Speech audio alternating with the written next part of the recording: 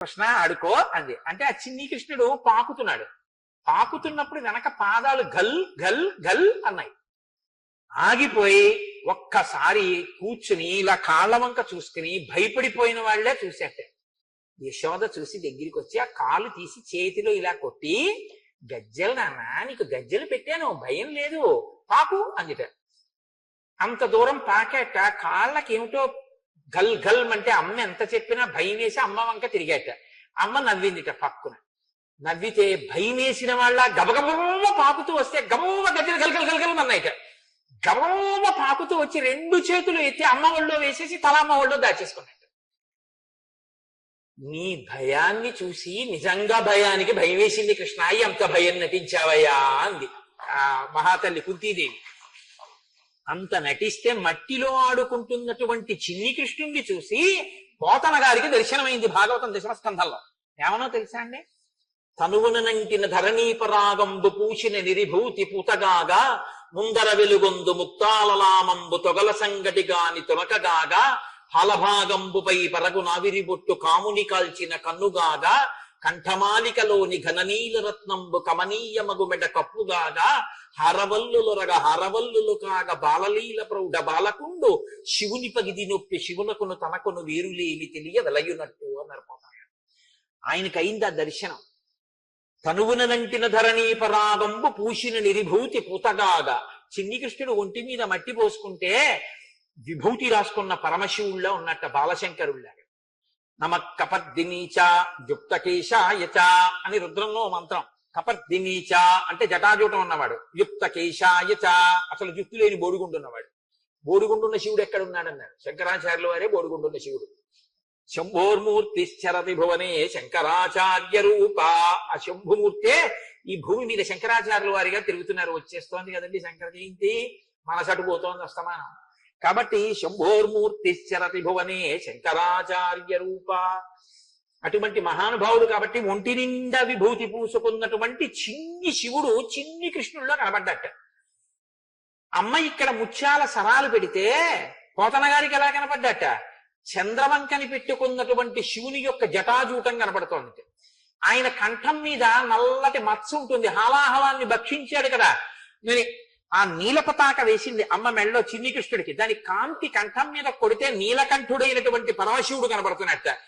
నాకు శివుడికి కృష్ణుడికి తేడా లేదో పోతనా చూసావా అని కృష్ణుని యందు శివుని యొక్క దర్శనం చేయించినట్టుగా నాకు కృష్ణుల్లో శివుడు కనబడ్డాడు అభేదంగా అని పోతన గారు పద్యం రచన చేశారు భాగవతం దశమస్కంధంలో. పెద్దలైనటువంటి వారందరికీ శివకేశవ భేదం లేకుండా ఉన్న ఒక్క పదార్థమే కనపడింది. ఆ ఒక్క పదార్థమే అనేకమైనటువంటి రూపాలు పొందుతోంది తప్ప అసలు నిజానికి అన్ని లేవు, ఉన్నదొక్కటే. ఏకస్త్వమేవ బహుధా భవాసి లోకే నిశ్శంకధీర్వృషభకేత నమల్లినాథ శ్రీభ్రామరీప్రియ సుఖాశ్రయ లోకనాథ శ్రీమల్లికార్జున విభో తవ సుప్రభాతం అంటాను. మల్లికార్జున సుప్రభాతం చేస్తే శివాలయంలో ఉన్న ఒక్కడివే ఈశ్వర మూడుగా మారుతున్నావు అంటారు. పోతన గారు అంటారు భాగవతంలో, మూడు మూర్తులకును మూడు లోకములకు మూడు కాలములకును మూలమగుచు ఋషులైనా సరే పుంసామోహన రూపాయ పుణ్యశ్లోకాయ మంగళం ఏమందం రాయి అందం అనవలసిందే. అలా ఉంటాడు నా తండ్రి. కాబట్టి సింహోరస్కం మహాబాహుం పద్మపత్ర నివేక్షణం. ప్రత్యేకించి రాముడి చూపులు అలా ఉంటాయిటండి. ఆయన కానీ ఇలా ఎవరైనా చూస్తే చాలట, ఆయన్ని చూసినా ఆయన చూసినా అంతే వ్యామోహితులైపోతారు ఆయన వంక. అందుకే రామచంద్రమూర్తిని ఉపాసన చేస్తే రామచంద్రమూర్తి కూడా వాళ్ళ వంక చూస్తూనే ఉంటారు. మీ అంత మీరు ఆ అనుగ్రహాన్ని వదిలేసుకుంటేనే చెప్పలేను కానీ ఒక్కసారి రాముడి వంక అదే ఆయన ప్రతిజ్ఞ కూడా రామాయణంలో. సహృదేవ ప్రసన్నాయ తవాస్మీత చయాచతే అభయం సర్వభూతేభ్యో దదామ్యే తద్వ్రతం మమ. ఎవరైనా ఒక్కడు నన్ను పట్టుకుంటే నేను వాళ్ళని పట్టుకుంటానన్నాడు ఆయన. భూతములలో ఎవరైనా సరే. రామాయణం రామనామం అంత గొప్పవి. చామరీ మృగం యొక్క వెంట్రుకకున్న గొప్పతనం ఏమిటంటే అది సేద తీరుస్తుంది, దాని మించి వచ్చేటటువంటి గాలి అలసట తీరుస్తుంది. అందుకే ఈశ్వరుడికి చాలా పెద్ద సేవ ఏదైనా చెయ్యాలి అనుకుంటే అసలు నిజానికి ఉన్న సేవలలో కల్లా పెద్ద సేవ ఏమిటో తెలుసా అండి? చామరం వేయడం. ఎందుకంటే చామరం వేసేటప్పుడు ఒక లక్షణం ఉంటుంది. చామరం నుంచి గాలి వచ్చేట్టు వేయకూడదు. ఓ ఇలా విసురుగా ఆయన బట్ట కదిలిపోయేటట్టు వేయకూడదు. గాలి చామరం నుంచి వెళ్ళి ఆయనకి తగలాలి. అంటే అందుకే చామరం వేస్తే ఇలా ఎత్తి ఇలా అంటారు. అంటే అది కుక్షులో ఇలా విడుతుంది, మళ్ళీ ఇలా అంటే ఇది ఇలా విచ్చుకుని ఇలా ఇలా ఇలా పడాలన్నమాట. చామరం పడితే దాని మించి గాలి ఈశ్వరుడికి తగులుతుంది. ఈశ్వరుడికి ఆ గాలి తగిలితే ఆయన సేద తీరుతాడు. ఎందుకో తెలుసా అండి, మీరు ఆయనకి సేవలు ఒకదాని తర్వాత ఒకటి చేసేస్తుంటే ఆయన బడలిక కలుగుతుంది. ఆ పదార్థాలన్నీ మీద పోసుకుని చేసుకుని ఆయన బడలుతాడు.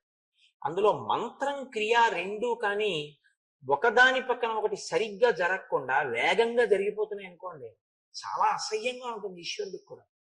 ఎందుకో మీరు ఆవాహయామి అష్టయోహర్జున సమర్పయామి పాదయోహ పాద్యం సమర్పయామి ధ్యాచమని సమర్పయామి శుద్ధోదక స్నానం సమర్పయామి ఆపోహిష్టామయోహ నీళ్ళు జల్లేసి ఓ చకచక చేసేస్తుంటే ఆయన ఎంత తొందరగా చేయాలి గుర్తుపెట్టి మీరు చూడండి.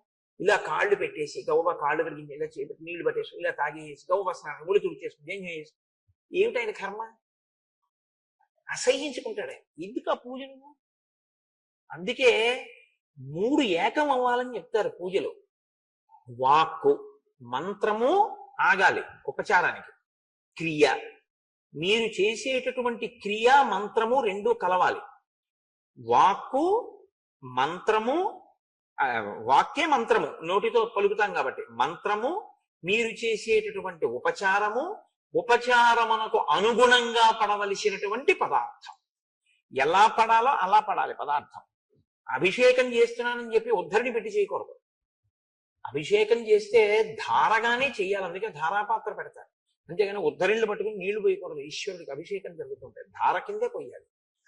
కాబట్టి ఏది ఎలా చెయ్యాలో అలా చేసి మీరు ఇక్కడ చూడాలి. ఈశ్వరుని యొక్క ఉపచారాన్ని ఇక్కడ చూస్తే మంత్రం ఆగుతుంది. ఇక్కడ మీరు చూడలేదనుకోండి, మంత్రం ఆగలేదు అంటే కారణం ఏంటంటే వాడికి అసలు లోపల వాడు చూడటం లేదు అని గుర్తు. వాడు యాంత్రికంగా మంత్రం చెప్తున్నాడని గుర్తు. అంటే అతనికి అసలు ఏమి దాని మీద శ్రద్ధ లేదు అని గుర్తు. ఏమిటో తెలుసా అండి? ఎక్కడ దొరికిపోతుందో తెలుసా మంత్రం? నైవేద్యం దగ్గర దొరికిపోతుంది. ఎందుకంటే మీరు నైవేద్యం పెట్టారనుకోండి, మధ్యే పానీయం సమర్పయామి అని ఒక మంత్రం ఉంది. మధ్యే పానీయం సమర్పయామి అంటే ఏమిటి అర్థం? మధ్యలో నీళ్లు తాగు అని. స్వామి వెక్కిళ్ళు వస్తాయి గబగబా తినకండి, కొంచెం మధ్యలో నీళ్లు పుచ్చుకోండి. మధ్యలో నీళ్లు పుచ్చుకోండి అని మీరు చెప్తే మీరు ఉద్ధరిణితో నీళ్లు విడిచిపెట్టి ఏం చేయవలసి ఉంటుంది? ఆగాలి. ఎందుకు ఆగాలి? అయిపోలేదు భోజనం. ఆయన మంచినీళ్ళు తాగి మళ్ళీ తింటారు పెరుగు అన్నం అంటే మీకు ఇక్కడ కనపడాలి, ఇంకా ఆయన తింటున్నారు అన్న విషయాన్ని మీరు అనుభవించాలి. అయిపోయింది భోజనం. ఇప్పుడు ఉత్తరాపోసనం సమర్పయామి. ఉత్తరాపోసనం సమర్పయామి తాగాలా? కనీసం ఇలా నోటి దగ్గర పెట్టుకుని 2 గుటకలు వేయడం అన్నా మీకు కనపడాలా? ఆ తాగడం కనపడితే మీరు ధ్యానావస్థ యందు మమేకం చెందుతారు. ఒక బంగారు పాత్రలో మీరు శుద్ధ జలాన్ని ఇస్తే ఈశ్వరుడు ఇలా పట్టుకున్నాడు అనుకోండి, ఆయన వేళ్ల మీద ఉంగరాల మెరుపులు మీకు బంగారు పాత్ర మీద కనపడాలి. ఆయన ఇలా నోట్లో పెట్టుకుంటే ఆయన కింది పెరిగి మీకు కనపడాలి. ఎందుకంటే మీరు చూడండి, మీరు ఎప్పుడైనా మీ బిడ్డలకి మంచినీళ్ళు ఇచ్చి చూడండి, ఇలా నోట్లో పెట్టుకు తాగుతుంటే తలెత్తుతారు. ఇలా తలెత్తినప్పుడు మీరు చూస్తే కింది పెరివి కనపడుతుంది. తాగేటప్పుడు ఎప్పుడూ కూడా కింది పెరివి తడుస్తూ ఇక్కడ కదలిక కనపడుతుంది, గుటకలు పడుతుంది. అది మిమ్మల్ని దర్శనం చేయమని ఆ మంత్రానికి అర్థం. ఉత్తరాపోసనం సమర్పయామి. అప్పుడు ఆయన గ్లాస్ అక్కడ పెట్టేశారు. ఇప్పుడు హస్తౌ ప్రక్షాళయామి, చెయ్యి ఎంగిలైంది నీళ్లు తాగితే నీళ్లు పొయ్యాలి. పాదౌ ప్రక్షాళయామి, కాళ్ళ మీద పొయ్యాలి. శుద్ధ ఆచమనీయం సమర్పయామి, మళ్ళీ తాగమనాలి. ఇక్కడ చిత్రం ఏమిటో తెలుసా అండి? మీకు శ్రద్ధ ఉందో లేదో మీరే మీరు తీర్పు చెప్పడం కోసమని ఒక మంత్రాన్ని వదిలేసింది శాస్త్రం. ఏ మంత్రమో తెలుసా? మీరు చేతులు తుడవాలి, కాళ్ళు తుడవాలి. కాళ్ళు కడుక్కుని చేతులు కడుక్కున్న తర్వాత తుడుచుకోమని తువ్వాలి ఎవరు? మీరు దర్శనం చేసిన వారైతే ఓసారి ఉత్తరీయం తీసి ఇలా అంటారు. అన్నాడు అంటే పూజలో నిష్టలో చేస్తున్నాడని గుర్తు. మంత్రం పరుగు ఇది పరుగు చేశాడంటే అసలు ఆయన ఓ విగ్రహం ఏదో పెడతాడు, తినేదే మళ్ళీ ప్రసాదం అనుకుంటున్నాడని గుర్తు. అంటే ఆ పూజ స్వీకరింపబడలేదు. ఒక తంతు అంటారు దాన్ని, ఒక తంతు చేశాడు. తప్పది, పూజ కాదు. ఎందుకంటే మూడు ఏకీకృతం కాలేదు పూజలో. నిజంగా ఏకీకృతం ఎక్కడవుతుందో అక్కడికే ఈశ్వరుడు వచ్చి తీసుకుంటాడు. కాబట్టి ఈ స్థితి కల్పింపబడితే ఆరాధన యందు ఈశ్వరుని యొక్క అనుగ్రహం మనకి కలుగుతుంది. అందులో ఆయన బడలిక పొందుతుంటాడు మనం చేసిన సేవకి. ఆ బడలిక తీరడానికి చామరము అనబడేటటువంటి దాంతో ఒకసారి ఆ గాలి ఆయన మీదకి వెళ్ళేటట్టు విసురుతారు. అందుకని చామరీ మృగము యొక్క వెంట్రుకలకు మాత్రమే ఆ శక్తి ఉంది. అందుకని ఆ చామరీ మృగంగా పుట్టడం చాలా అదృష్టం. అది ఈశ్వరుడి సేవకి వెడతాయి దాని వెంట్రుకలు. ఇప్పుడు ఈ చమరం మృగములు ఎవరికి పుట్టేట?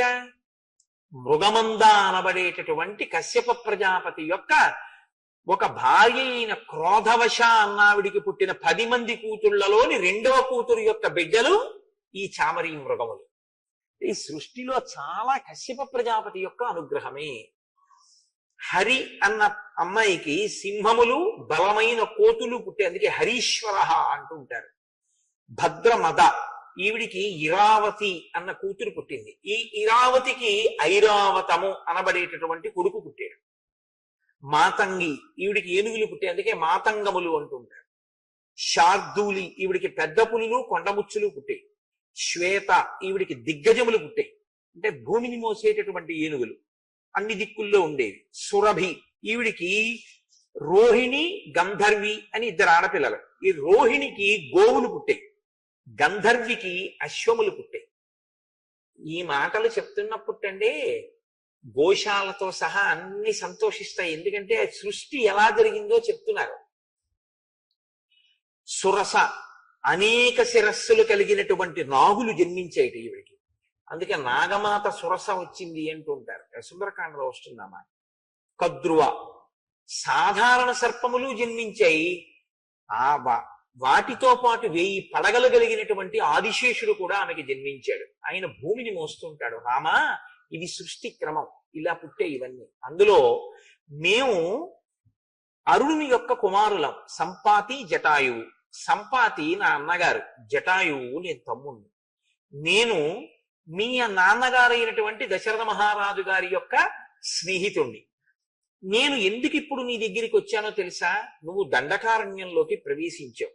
ఇదం హి దుర్గం కాంతారం మృగరాక్షస సేవితం సీతాంచ తాత రక్షిష్యే త్వయి యాతే సలక్ష్మణే. ఎంత త్రికాలవేదులై చెప్పారో వాళ్ళు. ఆయన ఎంత గొప్ప మాట. ఇప్పటి వరకు మీరు రామాయణాన్ని చూస్తే రాముడు ఎప్పుడూ సీతమ్మ దగ్గర లక్ష్మణుణ్ణి ఉంచకుండా తాను వెళ్ళాడు. ఒకవేళ లక్ష్మణుడు వెడితే రాముడు ఉంటాడు. సీతమ్మ పక్కన రాముడో లక్ష్మణుడో లేకుండా సీతమ్మ ఒక్కతే ఉండడం అన్నది లేనే లేదు. కానీ ఆయన అంటున్నాడు, జటాయువు నీవు లక్ష్మణ సహితుడవై వెళ్ళిపోవలసిన పరిస్థితి వస్తే సీతమ్మని నేను కాపాడుతాను. వచ్చేస్తుంది అరణ్యకాండలోనే. ఒక రోజు 2 రోజులు వచ్చేస్తుంది సందర్భం. ప్రతి వాళ్ళు ఒక రాబోయే సందర్భాన్ని చెప్పేస్తున్నారు. కాబట్టి ఇప్పుడు రామసేవ యందు తరించడానికి వస్తున్నాడు జటాయువు. నా స్నేహితుడికి ఇంత గొప్ప కొడుకు పుట్టాడు. ఆయన కోరుకున్నది ఏమిటో తెలుసా అండి? దీన్ని బట్టి రాముడి చేతుల మీదుగా నా అంత్యేష్టి సంస్కారం జరగాలి. రాముడు కృష్ణుడు కూడా ఈ లోకానికి ఒక గొప్ప ధర్మాన్ని ఉపదేశించారు. మీరు జాగ్రత్తగా చూస్తే అనాథ ప్రేత సంస్కారం చేశారు వాళ్ళు. రాముడు జటాయువుకి సమంత్రకంగా దహనక్రియ చేశారు. అలాగే కృష్ణ పరమాత్మ కూడా చేశారు భాగవతంలో. కాబట్టి రామకృష్ణులు ఇద్దరూ కూడా అనాథ ప్రేత సంస్కారం అన్నది ఎంత గొప్పదో, మనం చెయ్యవలసినటువంటి చాలా గొప్ప ధర్మాల్లో అది ఎంత గొప్పదో మనకి చూపించారు.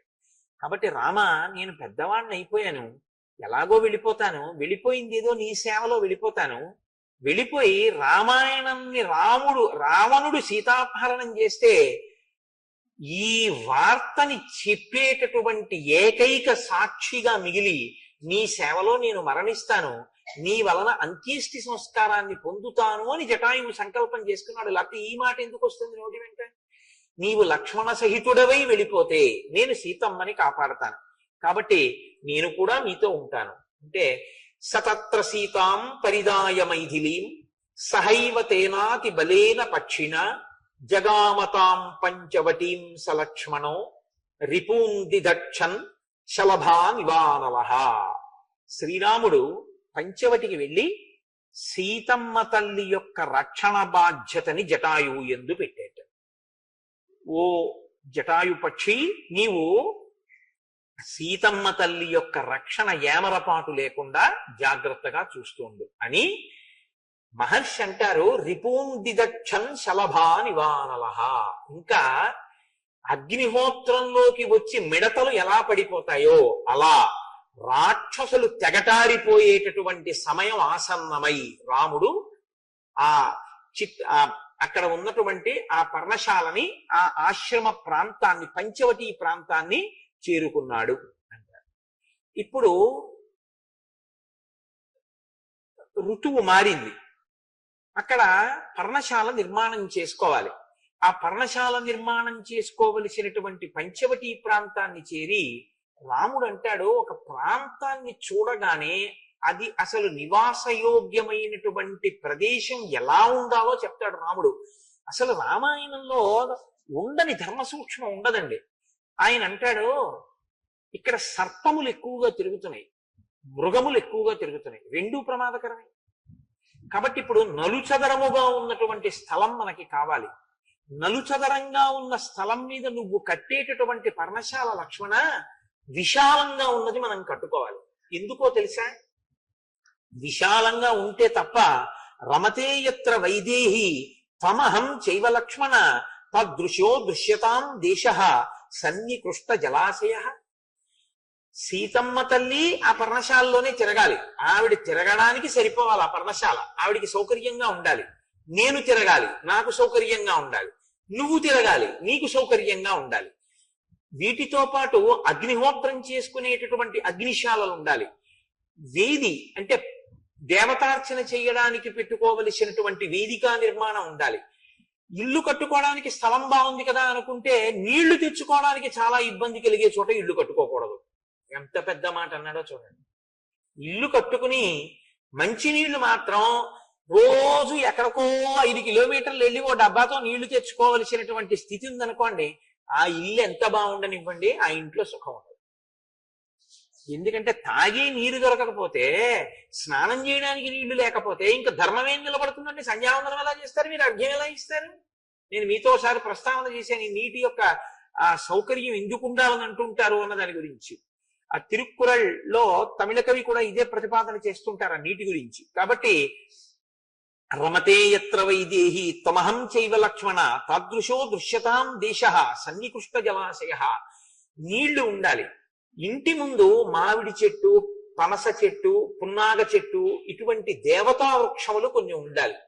ఇంటి ముందు ఉండవలసినటువంటి చెట్లు కొన్ని ఉంటాయి, వాటిని దేవతా వృక్షములు అంటారు. వాటికి స్థల నిర్ణయం లేదు. అవి ఇక్కడ ఉండొచ్చా, ఇక్కడ ఉండకూడదా అని లేదు. అవి దేవతా వృక్షములు, ఎక్కడైనా ఉండొచ్చు ఇంట్లో. అటువంటి చెట్లు ఉండాలన్నాడు. ఎందుకని? ఓ పుణ్యాహవాచనం చేసుకోవాలనుకోండి, మామిడి కొమ్మ కావాలి. ఇంట్లో ఓ శుభకార్యం అన్నారనుకోండి, ఓ మామిడి మంట కట్టుకోవాలి. ఓ వరలక్ష్మీ వ్రతం అనుకోండి, ఓ మామిడి తోరణం కట్టుకోవాలి. లేకపోతే ఓ మహాశివరాత్రి వచ్చింది అనుకోండి, గడపకో మామిడి తోరణం కట్టుకోవాలి. పై గడపని లక్ష్మీ కమ్మి అంటారు. లక్ష్మీ కమ్మి అంటే ఇంట్లో ఉన్నటువంటి యజమాని యొక్క వైభవం ఎవరు నిర్ణయం చేస్తారంటే భార్య నిర్ణయం చేస్తుంది. ఇంటి రాజద్వారపు పై కమ్మి నిర్ణయం చేస్తుంది. కింది కమ్మికి పసుపు రాస్తాం కానీ తోరణం దేనికి కడతాం? పై కమ్మికే. ఇంట్లో శుభమని గుర్తు ఏమిటంటే పై కమ్మికి కట్టేటటువంటి తోరణం. అందుకే పై కమ్మి అలంకృతం అయి ఉండాలి ఎప్పుడు ఇంటికి. అది ఎప్పుడు తోరణంతోటో, ఒక పూలదండతోటో, ఒక భగవన్మూర్తితోటో ఉండాలి రాజద్వారం. ఎప్పుడు దాని కింద నుంచి వెళ్ళేటట్లుగా ఉండాలి ఎవరైనా లోపలికి వచ్చేవాళ్ళు. కాబట్టి లక్ష్మణ, మనకి ఈ సౌకర్యాలన్నీ ఉండేటట్టుగా చూడు, అటువంటి చోట ఇల్లు కట్టు అంటే లక్ష్మణుడు అన్నాడు, అయ్య బాబు ఇదేంటి, ఇవన్నీ ఎక్కడ చూడను, ఇవన్నీ ఎక్కడ కట్టను రామా, ఇదేమిటి ఇది అనలేదు. ఆయన అన్నాడు, పరమానస్మి కాకుత్స త్వయివర్ష శతం స్థితే స్వయంతు రుచిరే దేశే క్రియతామితి మాం వద. రామ, మీరు 100 సంవత్సరములు కూడా సంతోషంగా అలాగే ఉండి నా చేత సేవలు అందుకోవాలి. నేనుగా ఇల్లు కట్టడం ఏమిటి? నేను ఎప్పుడూ నీ సేవకుడను. నీకు నచ్చిన ప్రదేశాన్ని చూపించి ఇలా కట్టు అని నువ్వు చెప్తే నీ సంకల్పము ఆ ఇల్లుగా వస్తుంది. ఇది నాకైతే అనిపిస్తుంది ఈ శ్లోకం గురించి. నేను ఒకనకొకప్పుడు ఇల్లు కట్టుకుని గృహప్రవేశం చేస్తే ఈ శ్లోకమే వేసుకున్నాను కూడా శుభలేఖ మీద. మనం ఇల్లు కట్టుకుంటున్నాం అంటాం. ఈశ్వర, నువ్వు నాకు ఈ స్థలాన్ని చూపించి ఒక ఇల్లు అనేటటువంటిది ఇక్కడ కట్టించి సంకల్పంలో స్వగృహే అని చెప్పుకునేటటువంటి అదృష్టాన్ని నాకు కల్పిస్తున్నావు. కానీ ఈ స్థలము, ఈ ఇల్లు నీవైనవి సేవకుడనైన నా చేత కట్టించి వీడు కట్టాడన్న కీర్తిని నాకు ఇప్పిస్తున్నావు. ఇది ఎంత గొప్ప మాట చూడండి. నిజంగా లక్ష్మణుడి యొక్క భక్తి మీకు అక్కడ కనపడుతుంది. అందుకనే ఆయన లక్ష్మణుడు అయ్యాడు. అంటే ఇలా కట్టు గదులు, ఇలా కట్టు పర్ణశాల. వెంటనే ఆయన ఆ గుణపం పట్టుకుని అదంతా గోతులు తీశాడు, వెదురు బొంగులు తీసుకొచ్చాడు, వెదురు బొంగులన్నీ నాటాడు, వెదురు బొంగులు అడ్డంగా కట్టాడు, తాళ్లతో బిగించాడు, దాని మీద పర్ణములు, జమ్మి ఆకులు, ఇలా చల్లగా ఉండేటటువంటి ఆకులన్నీ పెట్టాడు, దాని మీద పెద్ద ఆకులు వేశాడు, గోడలు మట్టితో మెత్తాడు, మట్టితో మెత్తినటువంటి గోడలతోటి చల్లగా ఉండేటట్టుగా ఇల్లు కట్టాడు. ఎందుకంటే భూమిని కాల్చి కట్టుకోవడం అన్నది మనకి సనాతన ధర్మంలో లేదు. భూమిని కాల్చకూడదు, భూమిని కాల్చి ఇటక తయారు చేసి కట్టమని శాస్త్రంలో లేదు. అలా కట్టుకోకూడదు, భూమి పట్ల దోషం అవుతుంది. అందుకే పూర్వం ఇళ్ళన్నీ మట్టితో అలుక్కోవడం, దాని మీద పేడతో అలుక్కోవడం, చక్కగా ముగ్గులు పెట్టుకోవడం అలా ఉండేవి పూర్వం. ఇప్పుడు అసలు చూద్దామన్నా ఎక్కడా కనపడాలి. అంతవరకు ఎందుకు, తపస్సు చేసేవాళ్ళు కూడా అలాంటి ఇళ్లలో ఉండట్లేదు. అటువంటి పర్ణశాల మీకు తపస్సు చేసేవాళ్ళు కూడా ఉంటున్నారా అంటే, తపస్సు చేసేవాళ్ళు అలా ఉండేటటువంటి ప్రదేశాలు కూడా కనపడడం తక్కువ.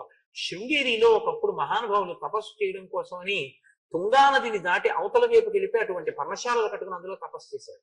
కంచికామకోటి పీఠాధిపతులు చంద్రశేఖరేంద్ర సరస్వతి స్వామి ఎప్పుడు ఎక్కడ ఉన్నా ఇలాగే తాటాకులతోటే ఒక ఆచ్ఛాదన వేయించుకుని మట్టితో ఉన్న ప్రదేశంలోనే ఆయన ఉండి తపస్సు చేసేవారు, మౌనంలో ఉండి. మహాత్ములు ఉన్నారు, లేరని నేను అంటలేదు, ఇప్పటికీ ఉన్నారు. పెద్దలు మహానుభావులు అనుష్ఠించేటటువంటి వారు ఉన్నారు. కాబట్టి ఇప్పుడు ఆ పర్ణశాల నిర్మాణం పూర్తయింది. పూర్తయిన తర్వాత ఆయన పరిగెత్తుకుంటూ గబగబా ఆ గోదావరి నది ఒడ్డుకు వెళ్ళాడు. వెళ్ళి అక్కడి నుంచి పువ్వులు మొదలైనటువంటివన్నీ పట్టుకొచ్చాడు. సమీకృత తలాం రమ్యాం చకార లఘు విక్రమ నివాసం రాఘవస్యార్థే ప్రేక్షణీయమనుత్తమం. రాఘవుని కొరకు కట్టాడు ఆ ఇల్లు. తను రాఘవుడి సేవ కొరకు అక్కడ ఉన్నాడు. ఆ ఇల్లు తన కొరకు కాదు. పూర్తి చేసి సగత్వా లక్ష్మణ శ్రీమాన్ నదీం గోదావరీం తదా స్నాత్వా పద్మాని చాదాయ సఫల పునరాగత. గోదావరిలో స్నానం చేసి పువ్వులు మొదలైనవన్నీ పట్టుకొచ్చి వాస్తు పూజ చేస్తాడు. మొన్న అన్నాడుగా, ఎవరైతే చిరకాలము ఉండాలనుకుంటున్నారో, ఆయురారోగ్యములు కలగాలి అనుకుంటున్నారో అటువంటి వారు వాస్తు పూజ చెయ్యకుండా గృహప్రవేశం చెయ్యకూడదు. కాబట్టి వాస్తు పూజ చేస్తాను అలా చేస్తే చిరజీవిన అన్నాడు కదా అయోధ్యకాండలో. చాలా కాలం బ్రతికుంటారు ఆ ఇంట్లోకి వెళ్ళిన వాళ్ళని. కాబట్టి తత పుష్పబలిం కృత్వా శాంతించ యథావిధి దర్శయామాస రామాయ తదాశ్రమ పదం కృతం. అక్కడ రాముడు ఆ లక్ష్మణుడు తీసుకొచ్చినటువంటి గోదావరి జలాలతోటి, పుష్పాలతోటి, ఫలాలతోటి శాంతి కార్యాన్ని పూర్తి చేసి, వాస్తు పూజ పూర్తి చేసి చక్కగా రాముడు సీతా సహితుడై ఆ పర్ణశాలలో ప్రవేశించి సంతోషంగా ఉంటూ లోపలికి వెళ్ళగానే లక్ష్మణుణ్ణి పిలిచి ఒక మాట అన్నాడు. భావజ్ఞేన కృతజ్ఞేన ధర్మజ్ఞేన చ లక్ష్మణ త్వయా పుత్రేణ ధర్మాత్మ న సంవృత్త పితామమ. లక్ష్మణ, నాకు తండ్రి మరణించలేదో, నీ రూపంలో నాకు తండ్రి ఉన్నాడు. తండ్రి కొడుకు గురించి ఆలోచించేది ఎప్పుడు ఎలా ఉంటుందంటే, నా కొడుక్కో ఇల్లు ఉండాలి, నా కొడుకు వృద్ధిలోకి రావాలి, నా కొడుకు ఒక మంచి అనురూపయ్యి అనువర్తించేటటువంటి ఒక భార్య ఉండాలి, నా కొడుకు వృద్ధిలోకి రావాలి, వాడి ద్రవ్యం వాడు బాగా ఉంచుకోవాలి, నేను వాడికి ఇంకా ఏమి ఇవ్వగలను, నేను వాడికి ఏం ఉపకారం చేయగలను. తండ్రి ఆలోచన అలా ఉంటుంది. కొడుక్కి ఏవి కల్పించగలను సుఖస్థానములను చూస్తూ ఉంటాడు. నేను నీకేం చేశాను పెద్ద కొడుకుని? అన్నగారు తండ్రి లేకపోతే అన్నగారు, అన్నగారే తండ్రి. నేనేం చేశాను లక్ష్మణ నీకు? నే చేసింది ఏమీ లేదు. నువ్వో 14 వదిన కట్టుకోవడానికి కావలసినటువంటి బట్టలు నగలు కూడా కావిళ్లలో వేసుకుని మోసుకురావడమే కాకుండా నేను ఇలా ఇల్లుంటే బాగుంటుంది అంటే నువ్వు ఒక్కడవే ఇంత గొప్ప పర్ణశాల నిర్మించావు.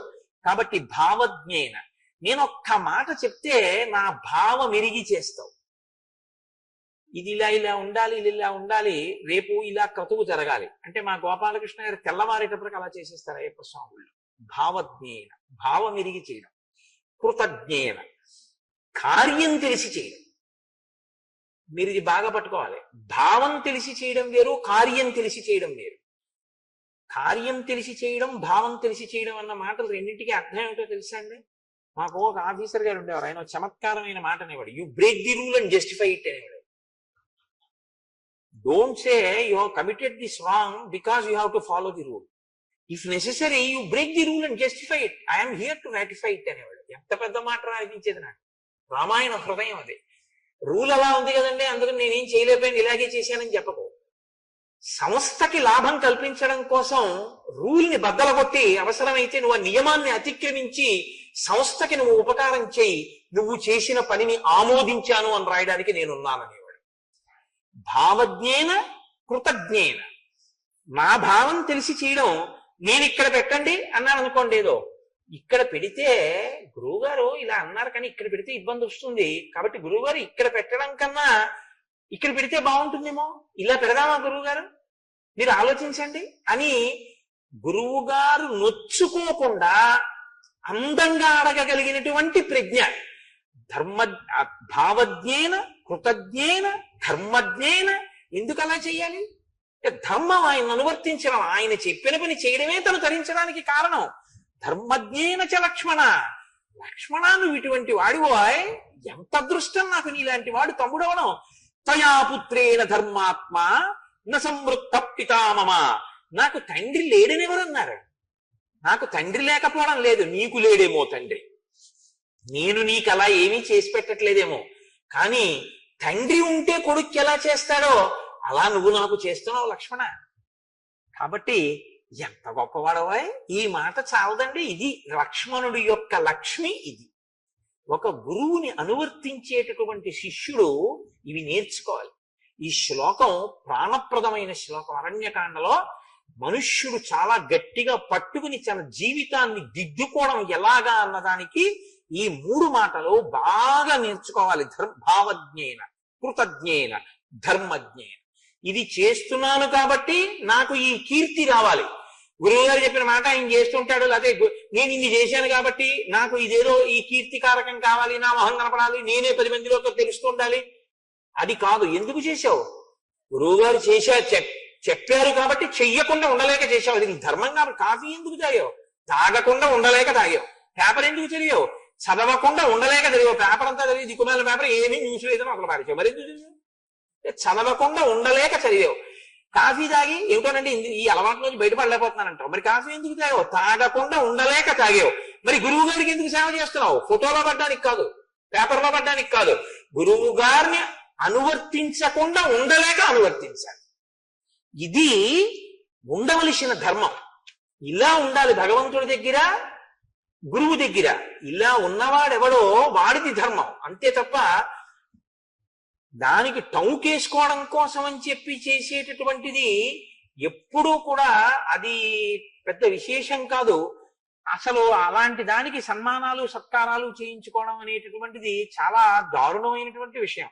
ఈయన వాళ్ళ అమ్మగారిని బాగా చూస్తున్నారండి అందుకని సన్మానం చేస్తున్నాం అంటే ఎవరైనా ఒప్పుకున్నాడు అనుకోండి, అంతకన్నా దారుణం ఇంకోటి ఉండదు. అమ్మగారిని బాగా చూస్తే సత్కారం ఏంటండి? అది నా ధర్మం అండి, దానికి నాకు సత్కారం ఏంటండి అనగలగాలి. అంతేగాని అమ్మగారిని బాగా చూసిన వాళ్ళకి సత్కారం చేస్తామన్నారు అనుకోండి, మన పేరు ఇవ్వకూడదు గబుక్కుని. అది అంటే నేను ఒక ఉదాహరణ చెప్తే మీరు పట్టుకోగలుగుతారని ఒక తేలిక ఉదాహరణ చెప్పాను. లోకంలో ఇలాంటివి కూడా ఉన్నాయి. మీరు ఎందుకు చెప్పారు ఈ ఉదాహరణ అనుకుంటారేమో. నేను పేరు చెప్తే బాగుండదని చెప్పట్లేదు. ఇలాంటి వాళ్ళు కూడా, ఇలాంటి సమాజాలు కూడా కొన్ని ఉన్నాయి తెలుసా. అంటే నాకు ఫోన్లు వస్తుంటాయి, నేను చాలా ఆశ్చర్యపోతుంటాను. వీళ్ళు రామాయణం ఎప్పుడు చదువుతారు రా అనుకుంటుంటాను నేను. కాబట్టి ఇప్పుడు వాళ్ళు సంతోషంగా ఆ పంచవటిలో నిర్మించుకున్న ఆశ్రమంలో ఉన్నారు. ఉన్న తర్వాత హేమంత ఋతువు ప్రవేశించింది. మార్గశీర్షము పుష్యము హేమంత ఋతువు విశేషంగా మంచు కురుస్తుంది. ఋతువుని వర్ణించడం చాలా మంది కవులు చేశారు. ఋతువుల్ని వర్ణించినటువంటి కవులు లేరు లోకంలో. కానీ వాల్మీకి మహర్షి ఋతువుని వర్ణించడంలో ఒక పెద్ద చమత్కారం ఉంటుంది. ఏమిటో తెలుసా అండి? ఆయన కేవలం ఋతువుని వర్ణించారు, ఆ ఋతువుని రాముడి కళ్ళల్లోంచి వర్ణిస్తారు. ఆ ఋతువులో రాముడు ఎలా ఉన్నాడన్న దాన్ని వర్ణిస్తారు. అప్పుడు మీకు ఏమవుతుందో తెలుసా? ఆ ఋతువులో రాముడు దర్శనం అవుతాడు. ఇది బాగా మీకు పట్టుకుంటే మీ మనసుకి మీకుండే లక్షణం ఏమిటో తెలుసా అండి? నేను ఇది ఒకసారి అనుభవించాను. మీరు అలాంటి ఋతువుల్లో ఎప్పుడైనా నదీ స్నానానికో వెళ్ళారనుకోండి, మీకు వెంటనే రామాయణం జ్ఞాపకానికి వస్తుంది. నేను ఈ మధ్య భద్రాచలంలో ఉపన్యాసాలు చెప్పడానికి వెళ్తే గోదావరి స్నానానికి వెళితే నాకు ఈ ఋతువర్ణంలో శ్లోకాలే జ్ఞాపకానికి వచ్చాయి. నేను ఎందుకు అన్నానో ఈ మాట మీకు ఇప్పుడు బాగా అర్థం అవుతుంది, మీరు అవధరించదరుగాక. ఆయన అంటారు మహర్షి, ఆ హేమంత ఋతువులో నీహార పరుషో లోక పృథివీ సస్యశాలిని జలాన్యనుపభోగ్యాని సుభగో హవ్యవాహన. ఆ హేమంత ఋతువు అంటే విశేషంగా మంచు పడుతూ ఉంటుంది, చలి. కాబట్టి నీహార పరుషో లోక, అందరి యొక్క శరీరములు బిరుసెక్కి ఉన్నాయిట. అంటే ఇలా ముడుచుకుని కూర్చోవడానికే ఇష్టపడతారు. ఎవరి ఒళ్ళు పట్టేసిందండి చలిగాలికి అంటారు. మీరు చూడండి, ఒళ్ళు పట్టేసింది అంటారు. ఒళ్ళు పట్టేయడం ఏంటి అంటే ఎక్కడివక్కడ పట్టుకుంటే అనమాట, బిర్ర బిగుస్తుంది శరీరం చలిగాలికి. కాబట్టి నీహార పరుషో లోక. పృథివీ సస్యశాలిని, భూమి మంచి పంట పండి ఉంటుంది ఆ సమయంలో. జలాన్యనుపభోగ్యాని, నీరు ఎవ్వరూ ఎక్కువ ఉపయోగించరు. ఎక్కువ మంచినీళ్ళు తాగేవాడు ఉండడు. వేడిగా ఏదైనా ఉంటే ఇద్దరు అంటాడు, ఫ్రిడ్జ్ లో నీళ్ళు ఇస్తారా అని ఎవరు అడగరు. ఎక్కువ నీళ్లు తాగేవాడు ఎవడో ఉండడు. కాబట్టి జలాన్యనుపభోగ్యాని, నీటి వాడకం తగ్గిపోతుంది. శుభగో హవ్యవాహన, హవ్యవాహనుడు అంటే అగ్నిహోత్రం. అగ్నిహోత్రం అందరికీ చాలా ప్రీతిపాత్రంగా ఉంటుంది. అందుకు కదండి చలిమంటలు కూడా వేసుకుని దాని దగ్గరికి వెళ్ళి నిలబడతారు అందరూ. ఎక్కడైనా వెచ్చగా ఉందనుకోండి, అప్పుడు వంట చేయడానికి అందరూ ఇష్టపడతారు.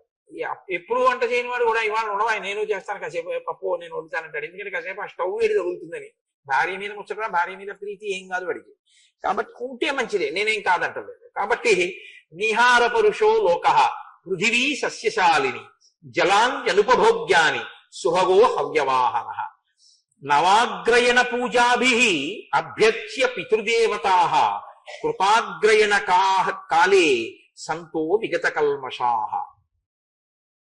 ఇది నవాగ్రయణ పూజ అని ఒక పూజ ఉంటుంది. అగ్నిహోత్రం, నిత్యాగ్నిహోత్రం చేసేటటువంటి వాళ్ళు కొత్తగా పంట పండి ఇంటికి వస్తే ఆ పంటని తిన్నగా తాము ఒడ్డుకు తినకూడదు. మనకి సనాతన ధర్మంలో ఇదో గొప్ప విషయం. మామిడి పళ్ళు వచ్చాయనుకోండి, ఎవ్వరూ ముందు తినేరు. మామిడి పండును పట్టుకెళ్లి గుళ్ళో అన్న ఇస్తారు, మామిడి పండు పట్టుకెళ్లి పితృదేవతల్ని తలుచుకొని బ్రాహ్మణులకు ఇస్తారు. ఇచ్చి తర్వాత తాను తింటాడు. ఏదైనా ముందు ఒకరికి పెట్టి తాను తినడం అనేటటువంటిది సనాతన ధర్మంలో ఒక మంచి అలవాటు. తప్ప తనే తినేద్దామని తినేయడం అలా ఏం ఉండదు. వాళ్ళు ఏం చేసినా ప్రసాదంగానే తింటారు సనాతన ధర్మంలో. కాబట్టి కొత్తగా వచ్చినటువంటి ధాన్యాన్ని ఇంటికి తీసుకొచ్చి మొదట వండి పితృదేవతారాధనం చేసిన తరువాత తినేటటువంటి అలవాటు ఉండడాన్ని నవాగ్రయణ పూజ అంటారు. అగ్నిహోత్రం, నిత్యాగ్నిహోత్రం చేసేవాళ్ళు అటువంటి పూజ చేసి తర్వాత విగత కల్మషాః, ఏ కల్మషము లేకుండా, ఏ దోషము లేకుండా అప్పుడు ఆ వచ్చినటువంటి పంటని వారు తినడం మొదలు పెట్టారట. ప్రాజ్యకామా జనపదాః, జనపదాలంటే పల్లెటూళ్ళు. పల్లెటూళ్ళన్నీ కోరికలు తీరి ఉన్నాయట. ఎందుకని? పంట చేతికి వస్తుంది ఆ కాలంలో. ఆ గడ్డంతా తీసుకొచ్చి చక్క పెద్ద పెద్ద మీట్లు వేస్తారు. పశువులు సంతోషంగా అవన్నీ తింటూ ఉంటాయి. పెద్ద పెద్ద ఈ జనుము పచ్చి జనపకట్ట దొరుకుతుంది. ఆ జనపకట్టలు తెచ్చి గడ్డివాము లోపల పెట్టి ఆ చేతులతో పట్టుకుని పిల్లలతో గట్టిగా లాగండి అంటారు. ఆ జనపకట్ట ఊడొస్తుంది. వస్తే ఆ జనపకట్ట ఆవులకి దూడలకి వేస్తే అది ఎంతో ప్రీతిగా పచ్చతనం ఉన్నటువంటి జనపకట్ట తింటుంది. అసలు ఈ తరంలో ఉన్న పిల్లలు చాలా మంది అసలు గడ్డివాము లోపల ఉండే జనపకట్టని లాగడం అన్న ప్రక్రియ చూసి ఉండరేమో అని నేను అనుకుంటున్నాను. నువ్వు ఎప్పుడైనా చూసావమ్మా? అసలు అది ఇప్పుడున్న పిల్లలకు అసలు తెలియదు అనుకుంటున్నాను.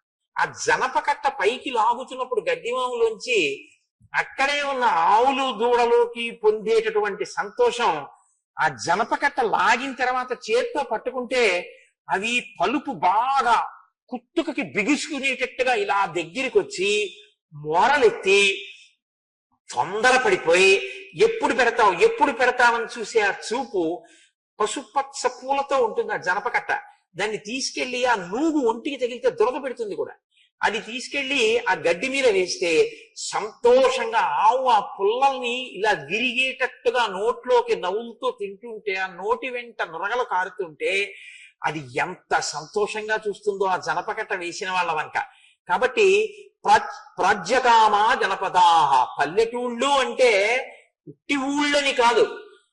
ఊరు అంటే శం చతుష్పదే శం ద్విపదే అని సనాతన ధర్మం. ఎప్పుడూ మనుషులు బాగుండాలని కోరుకోరు, 4 కాళ్ళున్నవి కూడా సంతోషంగా ఉండాలి. కాబట్టి ఆవులు, దూడలు, పశువులు, మనుష్యులు అందరూ సంతోషంగా ఉన్నారట. ఇంత పచ్చిగడ్డి ఈ జనపకట్టలు ఇవన్నీ బాగా దొరుకుతాయేమో, ఆవులు ఇవన్నీ తిని బాగా పాలిస్తున్నాయిట. సంపన్న తరగోరసాహ, ఆవుల పాలు సమృద్ధిగా దొరుకుతున్నాయిట. ఆవుల పాలు సమృద్ధిగా దొరికితే ఏమవుతుంది అంటే, నాతో ఒక వేదం చెప్పే గురువు గారు ఒక ఆయన, ఒక మహానుభావుడు, ఆయన చాలా బాగా నేర్పారు శిష్యుడికి వేదం. ఆయన ఒకసారి నాతో అన్నారు, వీడికి ఇంత కష్టపడి ఎందుకు నేర్పానో తెలుసా కోటేశ్వరారు వేదం? వీడిని సైకిల్ మీద కూర్చోబెట్టుకుని నేను ఆయాస పడుతున్నప్పుడు నా ఊపిరి వాడికి తగిలేటట్టుగా తీసుకెళ్లి పచ్చి గంగ ముట్టుకోకుండా వీడికి సూర్య నమస్కారాలు నేర్పాను. ఎవరో కాదు, మొన్న ఇక్కడ పూజలు చేయించిన సుబ్రహ్మణ్య శర్మ గారికి వారికి గురువు గారు కృష్ణావధానులు గారు నేర్పారు. ఎందుకు నేర్పానో తెలుసా వీడికి ఇవన్నీ?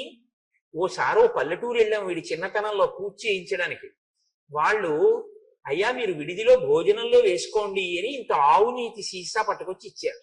వీడన్నాడు చిన్నతనంలో, గురువుగారు ఇంత ఆవు నెయ్యి దొరికితే హోమం చేయడానికి బాగుంటుంది కదండి అన్నాడు. వీడికి ఇటువంటి బుద్ధి ఉందని మంత్రభాగం నేర్పానండి అన్నాడు. ఎంత గొప్ప మాట చూడండి. నిజంగా ఒక శిష్యుడికి నేర్పడానికి ఆయన తీసుకున్న ప్రమాణానికి నేను ఎంత సంతోషించానో నిజంగా. కాబట్టి సంపన్న తరగోరసాహ, ఆ ఆవులు సమృద్ధిగా పాలు, పెరుగు అన్ని దొరుకుతున్నాయి. ఆవుల వలన పాలు దొరికితే అన్ని దొరికినట్టే. విచరంతి మహీపాల యాత్రాస్థా విజిగీషవ, జైత్రయాత్ర చెయ్యడం కోసం రాజులందరూ కూడా ఆ ఋతువు చాలా అనుకూలంగా ఉంటుంది అని బయలుదేరుతున్నారు. ప్రకృత్యా హిమకోశాఢ్యో దూర సూర్యస్య సాంప్రతం యథార్థనామా సువ్యక్తం హిమవాన్ హిమవాంగిరి. సూర్యుడు బాగా దూరంగా జరిగి ఉంటాడు కాబట్టి హేమంత ఋతువులో హిమాలయ పర్వతములు కరిగి చుక్క నీటిని విడిచిపెట్టడం కూడా మానేసి గట్టిగా గడ్డకట్టేట. ఇప్పుడు వాటికి హిమాలయములు అన్న పేరు సార్థకమైంది ఆ ఋతువు వల్ల. మిగిలిన ఋతువుల్లో ఉన్నా నీరు కారిపోతూ ఉంటుంది, కరిగిపోతూ ఉంటాయి. కానీ ఆ ఋతువులో మాత్రం హిమాలయాలంటే గడ్డ కట్టి ఉంటాయి కాబట్టి ఆ ఋతువులో ఆ పర్వతాలకి, ఆ పర్వతాల పేరుకి శోభనివ్వడానికి ఆ ఋతువు బాగా పనికొచ్చింది అన్నారు మహర్షి. అంటే ఎంత చలిగా ఉంటుంది మీరు ఆలోచించండి. అత్యంత సుఖ సంచార మధ్యాహ్నే స్పర్శత సుఖాహ దివసాహ శుభగాదిత్యాహ ఛాయా సలిల దుర్భగాహ. ఆయన అంటారు అత్యంత సుఖ సంచారాహ. తిరగడం అంటే బయట తిరగడం అనేటటువంటిది చాలా సంతోషంగా ఉంది. ఎప్పుడు ఉదయం వేళ సాయంకాలం వేళ కాదు. ఇప్పుడు ఈ ఋతువు ఉందనుకోండి, తెల్లవారుజామున బయలుదేరేటటువంటి ట్రైన్స్కి టికెట్లు దొరకవు. గుంటూరులో తెల్లవారకట్ట 5 గంటలకు ఎక్కితే ఆ కాకినాడ 9 అయ్యేప్పటికి వెళ్ళిపోతారండి అన్నారు అనుకోండి, ఆ ట్రైన్కి టికెట్లు దొరకవు. ఎందుకంటే చల్లపాటి వేళ వెళ్ళిపోతామండి ఎండెక్కకుండా అంటారు. అదే హేమంత ఋతువు అనుకోండి, అమ్మో తెల్లవారకట్ట లేచి రైలు ఎక్కలే ఉండవు బాబోయ్, ఆ చలిగాలి ఇవి బిర్రబిగిసిపోతాం, పొద్దుస్మండి. మధ్యాహ్నం 12ంటికి భోజనం చేసి బయలుదేరేది ఏదైనా ఉంటే చూడండి, మళ్ళీ సాయంకాలం మరీ చంద్రోదయం అవ్వకుండా మళ్ళీ మంకీ క్యాప్లు, షట్టర్లు ఇవన్నీ ఎక్కడ పెడతాం, మళ్ళీ సాయంకాలం అయ్యేప్పటికీ ఇంటికి చేరిపోతాం అంటారు. అప్పుడు మహర్షి ఎంత గొప్పగా మాట్లాడతారో. అత్యంత సుఖ సంచార మధ్యాహ్నే స్పర్శత సుఖ. ఆ సూర్యకిరణములు తనకి తగిలితే చాలట పొంగిపోతున్నట్ట మధ్యాహ్నం వేళ ప్రజలందరూ. దివసాహ శుభగాదిత్యాహ ఛాయా సలిల దుర్భగాహ. లోకులందరికీ 2 మాత్రం చాలా కష్టంగా ఉన్నాయిట. ఏమిటి? ఛాయా, ఎక్కడైనా నీడగా ఉంటే వాళ్ళు అందులోకి వెళ్తారు లేదు. ఇప్పుడు ఇంత చలి ఎక్కువగా ఉంటుంది అక్కడ. ఛాయా సలిల, సలిలం అంటే నీళ్లు, నీళ్లు కూడా దుర్భగాహ, వాళ్ళకి చాలా కష్టంగా ఉన్నాయి. ఎందుకని? నీళ్ళప్పుడు ఎవరు పోసుకుంటారండి? నీళ్లు పోసుకోరు, నీళ్ళు ఎక్కువ తెచ్చుకోరు, నీళ్ళు ఎక్కువ వాడుకోరు. నీళ్లు చేపించి స్నానం చేయండి అన్నారు అనుకోండి, అయ్యి బాబా ఇప్పుడు ఏంటంటే బాబా స్నానం చల్లేసుకోవచ్చా అండి? 3 మాటలంటారు. తేలిగ్గా స్నానం చేసిన ఫలితం ఇవ్వడానికి మంత్రం ఏముంది అని అడుగుతాడు ప్రతివాడు హేమంత ఋతువులో. ఎందుకంటే అప్పుడు స్నానం చేయలేడు. ఇప్పుడు నది స్నానం చేయమన్నారు అనుకోండి, 4ంటికి వెళ్దామండి అంటే, ఎందుకంటే 3:30కి వెళ్ళిపోదాము అంటాడు. అంటే చల్లగా ఉంటుంది, అప్పుడు తెల్లవారగట్ట స్నానం హాయిగా ఉంటుంది, ప్రతివాడు బయలుదేరుతాడు. హేమంత ఋతువులో ఎవడు వెళ్ళడం. నివృత్తాకాశ శయనాహ, ఎవ్వరుట బయట పడుకోవడం మానేశారు. అదే వేసవికాలం అయితే మేడ మీద మంచం అయ్యా అక్కడ పడుకుంటానంటాడు. ఆ జాజి పందిరి వాసన వస్తుంటుంది, ఎంత బాగుంటుంది, హాయిగా పైన మేడ మీద పడుకుంటానంటాడు. ఇప్పుడు ఎవడు పిట్ట కూడా పైన పడుకున్నవాడు లేడు. పుష్యనీత హిమారుణాహ శీత వృద్ధతరాయామాహ త్రియామా యాంతి సాంప్రతం. మంచు విశేషంగా కురుస్తోందిట. చలిగాలులు విపరీతంగా ఒళ్ళు కొరికేస్తున్నాయా అన్నట్టుగా చలిగాలు లేస్తున్నాయి. రాత్రులు దీర్ఘములయ్యాయి, పగళ్ళు హ్రస్వములయ్యాయి. అంటే పగటి కాలము తక్కువ, రాత్రి కాలము ఎక్కువ. మంచు విపరీతంగా పడుతోంది. వన్యప్రాణులు అంటే అరణ్యంలో ఉండేటటువంటి ప్రాణులు కూడా ఆ చలి దెబ్బ తట్టుకోలేక గుహల్లోంచి బయటికి రావట్లేదుట. కర్పూర పుష్పాకృతిభి శిరోభి పూర్ణతండులై శోభంతే కించిదానంబ్రాహ శాలయత్ కనకప్రభ. బయటికి వచ్చి పంటల వంక చూస్తేట తలబరువు అంటారు చూసారా, అలా పచ్చటి కంకులు బాగా ధాన్యం పట్టి బరువెక్కిపోతే మొయ్యలేక వరి మొక్కలు ఇలా వంగిపోయి కంకులతో ఉన్నాయిట.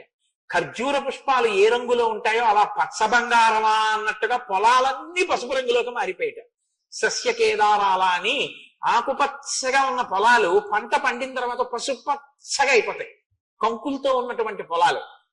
మా తూర్పుగోదావరిలో ఇక్కడ ఉంటుంది పంటలు, ఎక్కడున్న వాడికి ఆ ప్రాంతాలు జ్ఞాపకానికి వస్తాయి కదండి. అందుకని ఆ పచ్చటి రంగు మారిన పొలాలు ధాన్యలక్ష్మి ఇంటికి వస్తోందని గుర్తు. అవశ్యాయ నిపాతేన కించిత్ ప్రక్లిన్న శాద్వలాహ వనానాం శోభతే భూమి వినిష్ట తరుణాతపాహ. మంచు రాత్రంతా పడడం వల్ల పచ్చిక బయళ్లలో పచ్చగడ్డి యొక్క చివర్ల భాగంలో మంచు అప్పుడు షూ వేసుకోకుండా మీరు మార్నింగ్ వాక్ వెళ్ళే వాళ్ళు ఎప్పుడైనా హేమంత ఋతువులో బూట్లు విప్పేసి పచ్చగడ్డిలో నడిస్తే కాళ్ళన్నీ తడిసిపోయి ఇక్కడ వరకు తడి కొట్టేస్తుంది. అంటే మంచు రాత్రి పడి ఆకుపచ్చటి గడ్డి మీద నీటి బిందువులుగా పేరుకుంటుంది. అది చూడడానికి ఎంత గమ్మత్తుగా ఉంటుందంటే ఆకుపచ్చ గడ్డి చివర ముత్యాలు కాశాయా అన్నట్టు.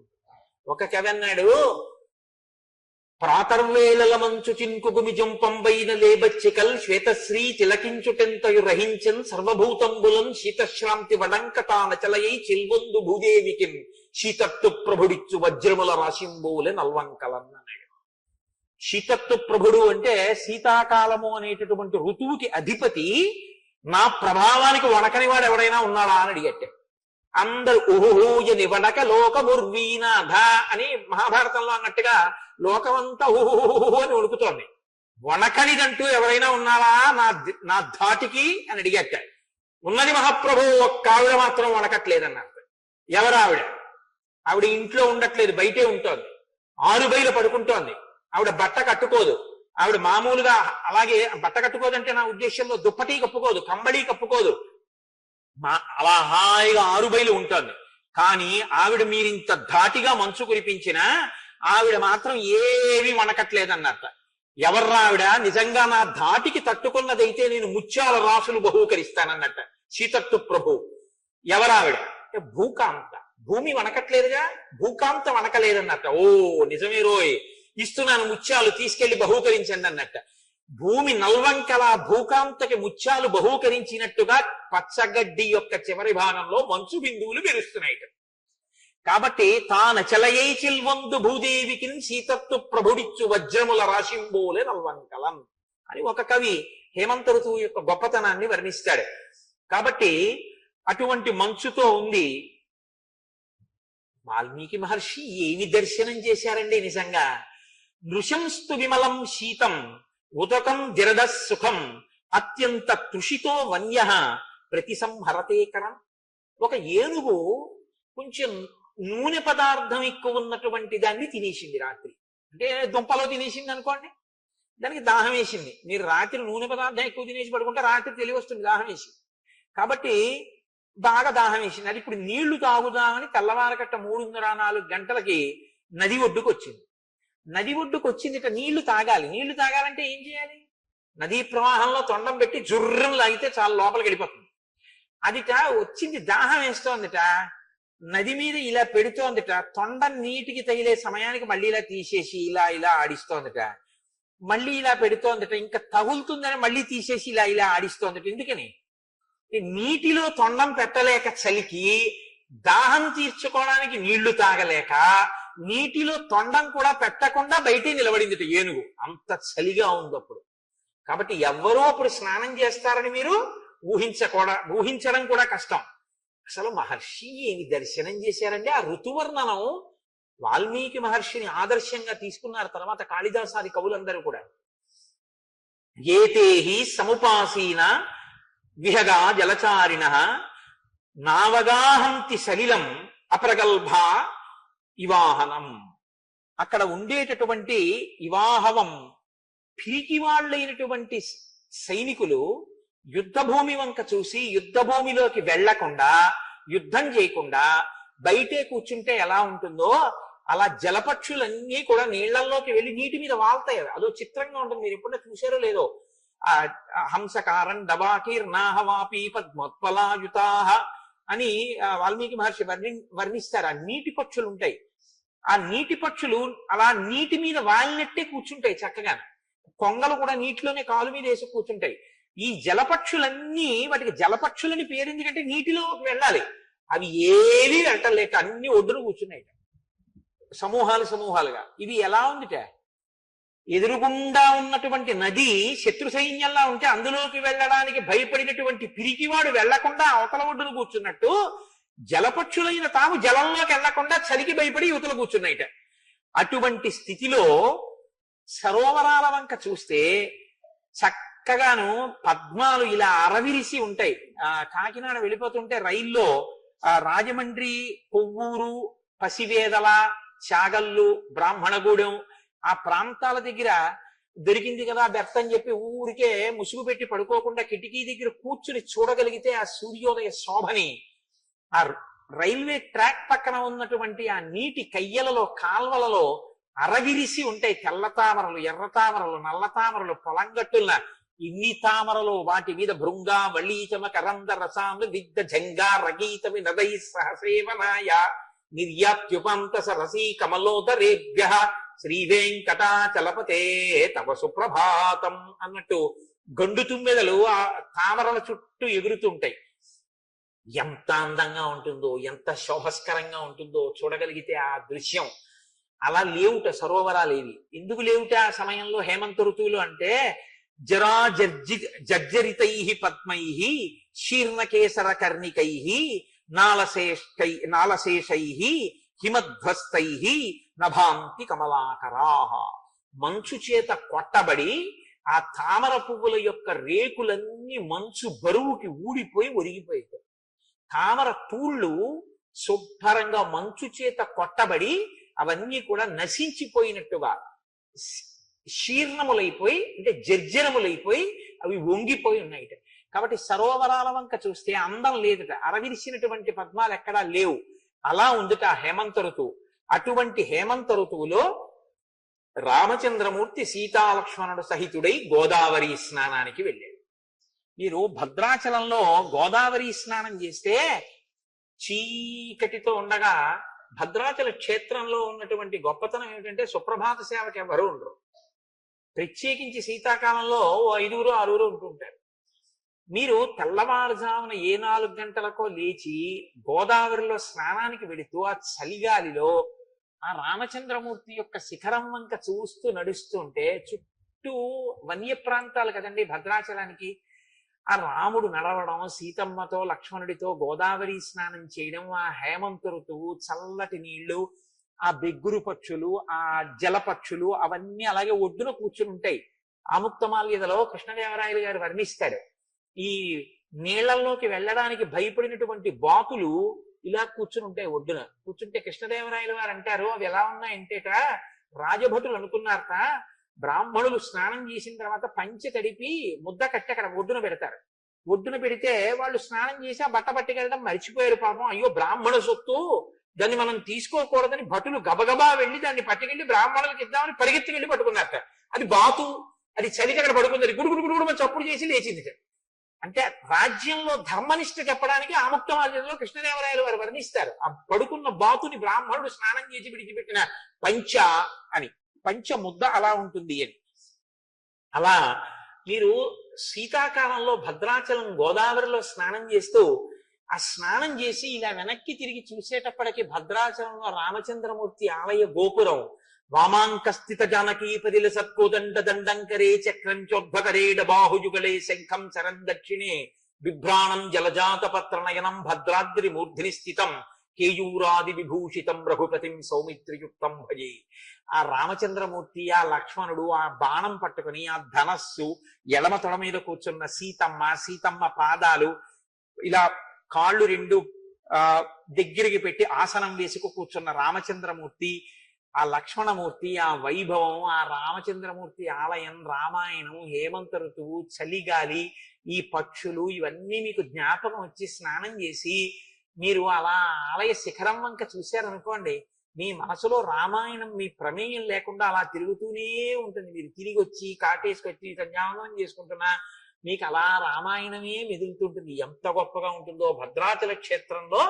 అసలు ఈ మార్గశీర్ష పుష్యమాసములు కానీ కార్తీకం శరదృతువుని కానీ భద్రాచల స్నానంలో అనుభవించాలి మీరు ఎప్పుడైనా, ఎంత అందంగా ఉంటుందో. ఈ మధ్యకాలంలో నేను అనుభవించి అక్కడ ఉపన్యాసాలు చెప్పడానికి వెళ్ళి రామాయణం మీద ఎంత ఆనందం అనుభవించాను. అందులో చెప్పింది రామాయణం, ఉన్నది భద్రాచలం.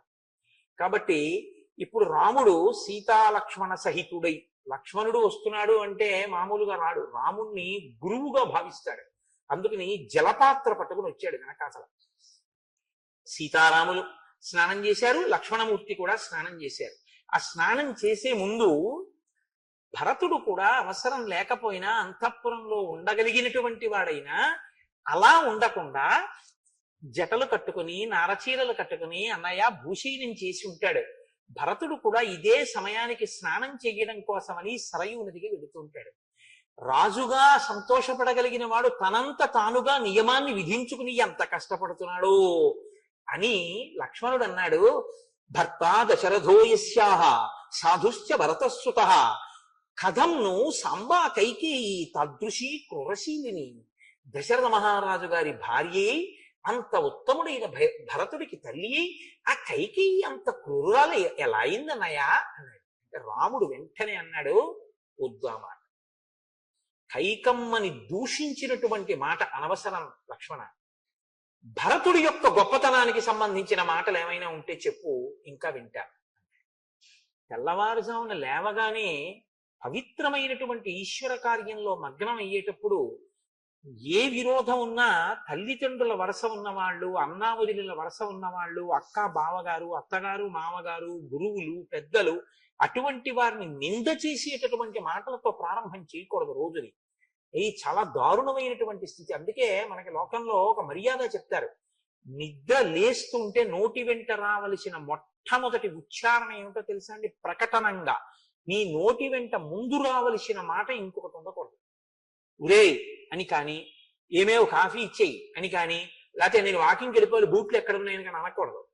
మీరు నిద్రమంచం నుంచి లేవగానే మీ నోటి వెంట రావలసిన మొదటి మాట 3 పర్యాయాలు శ్రీహరి శ్రీహరి శ్రీహరి అన్నారు. సంప్రదాయంలో ఎందులో ఉండండి, మీరు శ్రీహరి అంటూనే నిద్ర లేవాలి. శ్రీహరి అంటూ నిద్ర లేస్తే ఏమవుతుందో తెలుసా అండి? ఆయన స్థితి కాదు. కాబట్టి ఆ రోజు మీరు తెలివితో ఉన్నంతసేపు చేసినటువంటి పనులను ఆయన రక్షిస్తాడు, మీకు ప్రయోజనాత్మకం చేస్తాడు. లయకారుడు పరమేశ్వరుడు. లయకారుడు అన్న మాటకి చంపేసేవాడు అన్న అర్థం చెప్పి అనవసరంగా శివుడి విషయంలో అక్కర్లేని కోణాలు తీసి పాపం మూట కట్టుకోకూడదు. లయకారుడు అంటే ఆయన 3 రకాల లయం చేస్తాడు. స్వల్పకాలిక లయము, ప్రళయము అంటే స్వల్పకాలిక ప్రళయము అని ఒకటి ఉంది శాస్త్రంలో. ఒకటి స్వల్పకాలిక ప్రళయం, ఇంకొకటి ఆత్యంతిక ప్రళయం, ఒకటి మహాప్రళయం అని 3 చేస్తాడు పరమశివుడు. స్వల్పకాలిక ప్రళయము అంటే నిద్ర, నిద్రని ఇవ్వాలి అంటే శివానుగ్రహం ఉండాలి. శివానుగ్రహం ఉన్నవాడికే నిద్ర పడుతుంది. రెండవది ఆత్యంతిక ప్రళయం, జ్ఞానం ఇచ్చి ఇది వేరు నేను వేరు అని తెలుసుకునేటటువంటి అదృష్టం శివానుగ్రహంగానే వస్తుంది. అందుకే దక్షిణామూర్తి ఇలా కూర్చుని ఉంటారు. ఈ మూడు అవస్థలకి నేను, మూడు గుణాలకి, జాగ్రత్త స్వప్న సుషుప్తులకు వేరుగా జీవుడని ఇలా ఇలా వేరు చూపించినటువంటి ఈ వేలు రెండు కాదు, ఉన్నది ఒకటే అని పూర్ణమద పూర్ణమిదం పూర్ణాత్ పూర్ణమదుచ్యతే పూర్ణస్య పూర్ణమాదాయ పూర్ణమేవావశిష్యతే జీవ బ్రహ్మైక్య సిద్ధిగా ఒక్క ఆత్మయే మూడవస్థలకి సాక్షిగా ఉందని చెప్పడానికి ఇలా చిన్ముద్ర పట్టి ఉంటారు. అందుకే యస్యైవ స్ఫురణం సదాత్మకమసత్ కల్పార్థకం భాసతే సాక్షాత్ తత్వమసీతి వేదవచసా యో బోధయత్యాశ్రితాన్ యస్ సాక్షాత్ కురుతే ప్రబోధ సమయే స్వాత్మానమేవాద్వయం తస్మై శ్రీ గురుమూర్తయే నమయిదం శ్రీ దక్షిణామూర్తయే అంటాం ఆయన గురించి. మహానుభావుడు చిన్ముద్ర పట్టి జ్ఞానబోధ చేస్తుంటాడు. అందున ఇటువంటి పీఠాలు, శారదా పీఠం అంటే శారద అంటే శారద, జ్ఞాపకం పెట్టుకోండి, శారద అవుతుంది. శంకరాచార్యుల వారికి అత్యంత ఇష్టమైన పేరులో శారద. ఆయనకి ఎంత ఇష్టమో ఆ పేరు. నాకు ఎవరైనా శారద అన్న పేరు పెట్టుకుంటారా అని చూస్తూ ఉంటాను. శారద ఎంత గొప్ప పేరు నిజంగా. శారద ఈ లోకము యొక్క సారమును నీకు ఇవ్వగలిగిన తల్లి ఆవిడే బ్రహ్మ సత్యం జగన్మిథ్య, ఈ జ్ఞానం ఇవ్వగలిగినటువంటి తల్లి కాబట్టి ఆవిడ శారద. అందుకని పుస్తకాల వల్ల వచ్చేది కాదు, అనుష్ఠానం వల్ల తెలుస్తుంది. అందుకే పుస్తకం ఎడం చేత్తో పట్టుకుంటుంది ఇలాగా. నన్ను ఆశ్రయించిన వాడికి జ్ఞానమే కాదు, జ్ఞానమంత గొప్పది. దీన్నే కామకోటి అంటారు. కోటి అంటే హద్దు. ఇంత జ్ఞానమే ఇవ్వగలిగిన దానిని నేనేమి ఇవ్వలేను అనుకుంటున్నావు? నీకు నేను ఏమైనా ఇచ్చేస్తాను. నా పాదాల దగ్గర నువ్వు పడగలిగితే నీకు నేను ఏదైనా ఇవ్వగలనని చెప్పడానికి కుడి చెయ్యి ఇలా పట్టుకుంటుంది, అభయహస్తం. ఈ కుడివైపు పై చేతిలో అక్షమాల ఉంటుంది ఇలా తిప్పడానికి. గురువులు చెప్పిన విషయం ఏదుందో అది లోపల నువ్వు తిప్పుతూ ఉండాలి. తిప్పితేనే జ్ఞానం ఆవిర్భవిస్తుంది. కాబట్టి తిప్పు అని చెప్పడానికి అక్షమాల పట్టుకుంటుంది. ఎడమ చేతిలో పైన అమృత భాండాన్ని పట్టుకుని చిలుక ఉంటుంది అమ్మవారి దగ్గర. అంటే ఎవరు అమ్మవారి అనుగ్రహాన్ని పొందుతారో అటువంటి వారు ఇంద్రియములను నిగ్రహించుకుని అమ్మవారి పాదములలోంచి స్రవించేటటువంటి ఆ నిరంతర అమృతాన్ని గ్రోలి మత్తెక్కి ఉంటారు. ఇదే ప్రహ్లాదుడు అంటాడు, మందార మకరంద మాధుర్యమున తేలు మధుపంబు పోవునే మదనములకు నిర్మల మందాకిని వీచికలతూగు రాయంచదునునే తరంగిణులకు లలిత రసాల పల్లవ కాదియీ చొక్కు కోయిల పోవునే కుటజములకు పూర్ణేందు చంద్రికా స్ఫుటిత చకోరముల కరుగునే సాంద్ర నిహారములకు అంబుజోదర దివ్యపాదార వింద చింతనామృత పాన విశేషమత్త చిత్తము ఏ రీతి ఇతర విషయంబు చేర నేర్చు వినుత గుణశీల మాటలు వేయునేలా అంటారు. ఆ పరమేశ్వరుని యొక్క పాదార విందములను నిరంతరము మనసులో స్మరించడం వల్ల కలిగేటటువంటి ఆనంద రసామృతములు ధారలుగా గ్రోలడం వల్ల కలిగినటువంటి ఆ సంతోషములో మత్తికి తైతక్కలాడేటటువంటి హృదయం ఇతర విషయముల యందు చేరమంటే ఎలా చేరుతుంది? నన్ను ఇవ్వాల నువ్వు లోకం గురించి తిరుగు అంటే ఎలా తిరుగుతాను అని అడిగాడు. ఇది ఇవ్వగలిగినటువంటి తల్లి కనుక అటువంటి ఆనందంతో ఆ భగవద్వాక్యం చెప్పినా విన్నా ముఖం ఎర్ర పడిపోయి సంతోషం ప్రకటనమయ్యేటటువంటి మహాపురుషుల యొక్క మాటలు నేను ఎప్పుడూ నా దగ్గరికి తెచ్చుకుని వింటూ ఉంటానని చెప్పడానికి ఎర్రబడిన ముక్కుతో ఉన్న చిలుక ఆవిడ చేతుల మీద వాలి ఉంటుంది. అంటే అటువంటి ఆవిడ కావ్యాలాప వినోదిని, ఆ భక్తితో చెప్పేటటువంటి వాళ్ళ యొక్క కావ్యాలాపములను ఆ తల్లి వింటూ ఉంటుంది. అందుకని ఎడం చేతిలో పైన అమృత పాత్ర, దాని మీద చిలుక ఉంటాయి. పుస్తకం చదువుకోవడానికి పనికొస్తుంది, చదవడం కాదు, అనుష్ఠానంలోకి గుర్తు పెట్టుకుని స్మరించడం ముఖ్యం. అందుకని అక్షమాల కుడి చేతిలో ఎడం చేతిలో పుస్తకం పట్టుకుంటుంది. పట్టుకున్న తల్లి పద్మాసనం వేసుకుని కూర్చొని ఉంటుంది. ఆవిడ శారద. ఇప్పుడు మీరు ఈ కోణంలో లోపలికి వెళ్ళి దర్శనం చేయండి అమ్మవారిని, మీకు ఎంత సంతోషంగా ఉంటుందో. అటువంటి జ్ఞానమునివ్వగలిగినటువంటి పీఠాలు శారదా పీఠాలు. అందుకే శంకరాచార్యుల వారు వీటికి శారదా పీఠము అని పేరు పెట్టారు మహానుభావుడు. శారదా పీఠంలో దక్షిణామూర్తి కూడా ఉండి, దక్షిణామూర్తిని మీరు కానీ దర్శనం చేయగలిగితే శారదా అనుగ్రహం పరిపూర్ణమవుతుంది. ఇక్కడ శివాలయంలో మీరు దక్షిణ దిక్కుకి చూస్తే ప్రదక్షిణం చేసేటప్పుడు దక్షిణాన్ని చూస్తూ దక్షిణామూర్తి ఉంటారు. పిల్లలు దక్షిణామూర్తి పాదాల దగ్గర ఉత్తరాభిముఖంగా కూర్చుని ఆయనకి ఎదురుగా దక్షిణామూర్తికి ఉత్తరాభిముఖంగా కూర్చుంటారు. ఎందుకంటే గంగ ఉత్తరానికి కాశీలో తిరిగింది. ఉత్తరంలో మృత్యుంజయుడు ఉంటాడు. దక్షిణామూర్తి ఎదురుకుండా ఉత్తరానికి కూర్చున్న వాళ్ళకి మృత్యుభయం పోతుంది. శివుడు అక్కడ ఉంటాడు, దక్షిణాన యముడు ఉంటాడు. దక్షిణానికి ఆయన తిరుగుతాడంటే మృత్యుబాధ పోతుందంటే జ్ఞానము కలుగుతుంది. కూర్చుని దక్షిణామూర్తి స్తోత్రాన్ని కాని ఉపాసన చేస్తే, నేను ఒక పరమ సత్యం మీకు చెప్తున్నాను, జ్ఞాపకం పెట్టుకోండి. ఇవాళ మీకు కష్ట సుఖములు అన్నవి ఎందుకు కలుగుతాయో తెలుసా అండి? కష్టాలు అన్నవి ఎందుకు వస్తాయో తెలుసా? గురుగ్రహం బలహీనమైతేనే వస్తాయి. జాతకంలో ఎటువంటి పాపపు గ్రహాలు ఉండనివ్వండి, గురుగ్రహం యొక్క ప్రభావం ఎక్కువగా ఉందనుకోండి, గురుగ్రహం బలంగా ఉందనుకోండి, అవేం చేయలేవు పాపపు గ్రహాలు. గురుగ్రహం మీద ఉంటుంది ఆధారం అంతా. జాతకం ఆయన ఒక్కొక్కసారి జాతకానికి దొరకడు. గ్రహాలు ఒకలా ఉంటే ఆయన ఒకలా బతుకుతుంటాడు. ఎలా బతుకుతాడో తెలుసండి? ఆయన గురుగ్రహం ఆయనకి బలంగా ఉంటుంది. గురుగ్రహం బలంగా ఉండాలి అంటే శంకరాచార్య స్వామి వారు ఈ జాతికి పెట్టిన భిక్ష దక్షిణామూర్తి స్తోత్రం. దక్షిణామూర్తి స్తోత్రాన్ని రోజు ఎవరు తప్పులు లేకుండా చదువుతారో, దక్షిణామూర్తిని ఉపాసన చేస్తారో, వాళ్ళకి గురుగ్రహం యొక్క అనుగ్రహం కలుగుతుంది. గురుగ్రహం యొక్క అనుగ్రహం కలిగితే బుద్ధి విశేషంగా వికసనం పొందుతుంది. రెండు, వాళ్ళకి పాపపు గ్రహములు వాళ్ళని ఏం చేయలేవు. వాళ్ళు సంతోషంగా ఉండగలుగుతారు జీవితంలో. అటువంటి దక్షిణామూర్తి మీకు ఇక్కడ శారదాపీఠంలో ఉన్నారు.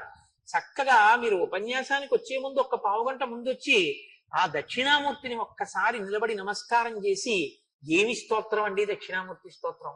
దేహం ప్రాణమపీంద్రియత్యపి చలాం బుద్ధించ శూన్యం విదు స్త్రీ బాలాం దజడోపమాస్త్వహమితి భ్రాంతా భృశం వాదినః మాయాశక్తి విలాస కల్పిత మహావ్యామోహ సంహారిణే తస్మై శ్రీ గురుమూర్తయే నమ ఇదం శ్రీ దక్షిణామూర్తయే. ఏమి మాట్లాడతారో ఆయన అందులో. బీజస్యంతరివంకురో జగదిదం ప్రాం దివ్యకల్పం పునః మాయా కల్పిత దేశకాల కలనా వైచిత్ర చిత్రీకృతం మాయావీవ విజృంభయత్యపి మహాయోగీవ యస్వేచ్ఛయా తస్మై శ్రీ గురుమూర్తయే నమ ఇదం శ్రీ దక్షిణామూర్తయే అంటారు. ఏమి దక్షిణామూర్తి స్తోత్రము! శంకర భగవత్పాదులు ఈ జాతికి అందించినటువంటి అమూల్యమైన వజ్రాల్లో దక్షిణామూర్తి స్తోత్రం ఒకటి. ప్రతి వారికి నోటికొచ్చి ఉండాలి దక్షిణామూర్తి స్తోత్రం. మౌన వ్యాఖ్యా ప్రకటిత పరబ్రహ్మతత్వం యువానం వర్షిష్టాం తే వసదృశిగణైరమృతం బ్రహ్మనిష్టై ఆచార్యేంద్రం కరకలిత చిన్ముద్రమానంద రూపం స్వాత్మారామం ముదితవదనం దక్షిణామూర్తి నిండే. దక్షిణామూర్తి స్తోత్రాన్ని రోజు అందరూ చదువుకుంటే గొప్ప అనుగ్రహాన్ని పొందగలుగుతారు. శంకరులు ఇచ్చారు, అనుష్ఠించుకోవడం మన వంతు. ఇటువంటి పీఠంలో నేను అటువంటి మాట చెప్పకపోతే ఆ ఉపన్యాసానికి అర్థం ఉండదు. కాబట్టి దాన్ని కలపవలసి వచ్చింది. ఇప్పుడు సీతారాములు లక్ష్మణ సహితులై ఆ గోదావరి నదిలో స్నానం చేస్తే ఎలా ఉందోట తెలుసా అండి?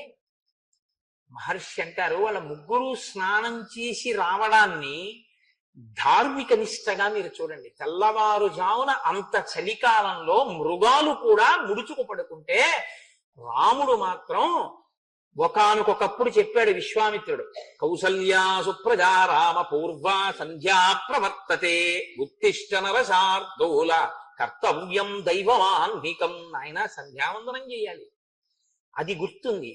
అంత చలిలో కూడా తెల్లవారుజామున లేచి నదీ స్నానం చేస్తాడు. చేసి వచ్చి దైవ కార్యాన్ని నిత్యాగ్నిహోత్రాన్ని చేస్తాడు రామచంద్రమూర్తి. ఎంతటి ధార్మికుడు, ఎంతటి ధర్మాన్ని పట్టుకున్నవాడో మనకి చూపిస్తాడు. కాబట్టి ఇప్పుడు ఆ స్నానం చేసి వస్తున్నటువంటి రాముడు లక్ష్మణుడు సీతమ్మతో వస్తే ఎలా ఉన్నాడంటేట, కృతాభిషేక సరరాజ రామ సీతాద్వితీయ సహ లక్ష్మణేన కృతాభిషేకో గిరిరాజపుత్ర్యా రుద్రస్స నందీ భగవానివేశ. తెల్లవారుజామున హిమాలయ పర్వత ప్రాంతాలలో ఉండేటటువంటి మందాకిని నదిలో స్నానం చేసి పార్వతీ సహితుడైనటువంటి పరమేశ్వరుడు నందీశ్వరుడితో కలిసి మందాకిని నదిలోంచి హిమాలయ పర్వతాల మీద నడుస్తుంటే ఎలా ఉంటాడో రామచంద్రమూర్తి సీతాలక్ష్మణ సహితుడై అలా ఉన్నారు. సీతారామ లక్ష్మణుల యందు పార్వతీ పరమేశ్వర నందీశ్వర దర్శనాన్ని వాల్మీకి మహర్షి చేయించారు. పిచ్చి వెర్రి పెట్టుకుని శివుడు వేరు కేశవుడు వేరు అని దెబ్బలాడుకోకూడదు. రామాయణం చదివితే ఇద్దరూ ఒక్కటే. ఆ దర్శనం ఎవరు చేశారో వారు కృతార్థులయ్యారు. భాగవతం చేస్తుంటే పోతన గారికి చిన్ని కృష్ణుడికి అమ్మ ఒంటి నిండా చక్కగా అలంకారం చేసి చిన్న కొప్పేసి కొప్పుకు ముత్యాల సరాలు పెట్టి ఆ బుజ్జి బుజ్జి కాళ్ళకి మంజీరములు పెట్టి అంటే గజ్జెలు పెట్టింది కొత్తగా పెట్టి పట్టుదట్టి ఓటి కట్టి విడిచిపెట్టింది. రామ ఆడుకో, కృష్ణ ఆడుకో అంది. రామాయణం ప్రభావం భాగవతం మీద పడుతోంది. కృష్ణ ఆడుకో అంది. అంటే ఆ చిన్ని కృష్ణుడు పాకుతున్నాడు. పాకుతున్నప్పుడు వెనక పాదాలు గల్ గల్ గల్ అన్నాయి. ఆగిపోయి ఒక్కసారి కూర్చుని ఇలా కాళ్ళ వంక చూసుకుని భయపడిపోయిన వాళ్లే చూసేట. యశోద చూసి దగ్గరికి వచ్చి ఆ కాలు తీసి చేతిలో ఇలా కొట్టి, గజ్జెలు నాన్న, నీకు గజ్జెలు పెట్టాను, భయం లేదు, పాకు అందిట. అంత దూరం పాకేట కాళ్ళకి ఏమిటో గల్ గల్ అంటే అమ్మ ఎంత చెప్పినా భయం వేసి అమ్మ వంక తిరిగాట. అమ్మ నవ్విందిట పక్కున. నవ్వితే భయం వేసిన వాళ్ళ గబగబ పాకుతూ వస్తే గబగబ గజ్జెలు గల్ గల్ గల్ గల్ అన్నాయిట. గబగబ పాకుతూ వచ్చి రెండు చేతులు ఎత్తి అమ్మ ఒళ్ళో వేసేసి తల అమ్మ ఒళ్ళో దాచేసుకున్నట్టు. నీ భయాన్ని చూసి నిజంగా భయానికి భయం వేసింది కృష్ణ, ఎంత భయం నటించావయ్యా అంది ఆ మహాతల్లి కుంతీదేవి. అంత నటిస్తే మట్టిలో ఆడుకుంటున్నటువంటి చిన్ని కృష్ణుణ్ణి చూసి పోతన గారికి దర్శనమైంది భాగవతం దశమ స్కంధంలో. ఏమనో తెలుసా అండి? తనువునంటిన ధరణీపరాగంబు పూసిన నిరిభూతి పూతగాగా ముందర వెలుగొందు ముక్తాలలామంబు తొగల సంగటిగాని తొలకగాగా ఫలభాగంబుపై పరగు నావిరిబొట్టు కాముని కాల్చిన కన్నుగాగా కంఠమాలికలోని ఘననీల రత్నంబు కమనీయమగు మెడ కప్పుగాగా హరవల్లులొరగ హరవల్లులు కాగా బాలలీల ప్రౌఢ బాలకుండు శివుని పగిది నొప్పి శివునకును తనకును వీరులేమి తెలియ వెలయునట్టు అన్నారు పోతాడు. ఆయనకైంది ఆ దర్శనం. తనువునంటిన ధరణీ పరాగంబు పూసిన నిరిభూతి పూతగాగా. చిన్ని కృష్ణుడు ఒంటి మీద మట్టి పోసుకుంటే విభూతి రాసుకున్న పరమశివుళ్ళ ఉన్నట్ట బాలశంకరుళ్ళ. నమ కపర్దినీచ యుక్తకేశాయచ అని రుద్రంలో మంత్రం. కపర్దినీచ అంటే జటాజూటం ఉన్నవాడు, యుక్తకేశాయచ అసలు జుట్టు లేని బోడిగుండున్నవాడు. బోడిగుండున్న శివుడు ఎక్కడున్నాడన్నారు శంకరాచార్యుల వారే బోడిగుండున్న శివుడు. శంభోర్మూర్తిశ్చరతి భువనే శంకరాచార్య రూప. ఆ శంభుమూర్తే ఈ భూమి మీద శంకరాచార్యుల వారిగా తిరుగుతున్నారు. వచ్చేస్తోంది కదండి శంకర జయంతి, మనసటు పోతోంది అస్తమానం. కాబట్టి శంభోర్మూర్తిశ్చరతి భువనే శంకరాచార్య రూప. అటువంటి మహానుభావుడు కాబట్టి ఒంటి నిండా విభూతి పూసుకున్నటువంటి చిన్ని శివుడు చిన్ని కృష్ణుల్లో కనబడ్డట. అమ్మ ఇక్కడ ముత్యాల సరాలు పెడితే పోతన గారికి ఎలా కనపడ్డట? చంద్రవంకని పెట్టుకున్నటువంటి శివుని యొక్క జటాజూటం కనపడుతోంది. ఆయన కంఠం మీద నల్లటి మచ్చ ఉంటుంది. హాలాహలాన్ని భక్షించాడు కదా, ఆ నీలపతాక వేసింది అమ్మ మెళ్ళలో చిన్ని కృష్ణుడికి. దాని కాంతి కంఠం మీద కొడితే నీలకంఠుడైనటువంటి పరమశివుడు కనబడుతున్నట్ట. నాకు శివుడికి కృష్ణుడికి తేడా లేదో పోతనా చూసావా అని కృష్ణుని యందు శివుని యొక్క దర్శనం చేయించినట్టుగా నాకు కృష్ణుల్లో శివుడు కనబడ్డాడు అభేదంగా అని పోతన గారు పద్యం రచన చేశారు భాగవతం దశమస్కంధంలో. పెద్దలైనటువంటి వారందరికీ శివకేశవ భేదం లేకుండా ఉన్న ఒక్క పదార్థమే కనపడింది. ఆ ఒక్క పదార్థమే అనేకమైనటువంటి రూపాలు పొందుతోంది తప్ప అసలు నిజానికి అన్ని లేవు, ఉన్నదొక్కటే. ఏకస్త్వమేవ బహుధా భవాసి లోకే నిశ్శంకధీర్వృషభకేత నమల్లినాథ శ్రీభ్రామరీప్రియ సుఖాశ్రయ లోకనాథ శ్రీమల్లికార్జున విభో తవ సుప్రభాతం అంటాను. మల్లికార్జున సుప్రభాతం చేస్తే శివాలయంలో ఉన్న ఒక్కడివే ఈశ్వర మూడుగా మారుతున్నావు అంటారు. పోతన గారు అంటారు భాగవతంలో, మూడు మూర్తులకును మూడు లోకములకు మూడు కాలములకును మూలమగుచు ఋషులైనా సరే పుంసామోహన రూపాయ పుణ్య శ్లోకాయ మంగళం ఏమందం రాయి అందం అనవలసిందే. అలా ఉంటాడు నా తండ్రి. కాబట్టి సింహోరస్కం మహాబాహుం పద్మపత్ర నివేక్షణం. ప్రత్యేకించి రాముడి చూపులు అలా ఉంటాయిటండి. ఆయన కానీ ఇలా ఎవరైనా చూస్తే చాలట, ఆయన్ని చూసినా ఆయన చూసినా అంతే వ్యామోహితులైపోతారు ఆయన. అందుకే రామచంద్రమూర్తిని ఉపాసన చేస్తే రామచంద్రమూర్తి కూడా వాళ్ళ వంక చూస్తూనే ఉంటారు. మీ అంత మీరు ఆ అనుగ్రహాన్ని వదిలేసుకుంటేనే చెప్పలేను కానీ ఒక్కసారి రాముడి వంక అదే ఆయన ప్రతిజ్ఞ కూడా రామాయణంలో, సకృదేవ ప్రసన్నాయ తమాస్మీత చయాచతే అభయం సర్వభూతేభ్యో దదామ్యే తద్వ్రతం మమ. ఎవరైనా ఒక్కడు నన్ను పట్టుకుంటే నేను వాళ్ళని పట్టుకుంటానన్నాడు ఆయన. భూతములలో ఎవరైనా సరే. రామాయణం రామనామం అంత గొప్పవి.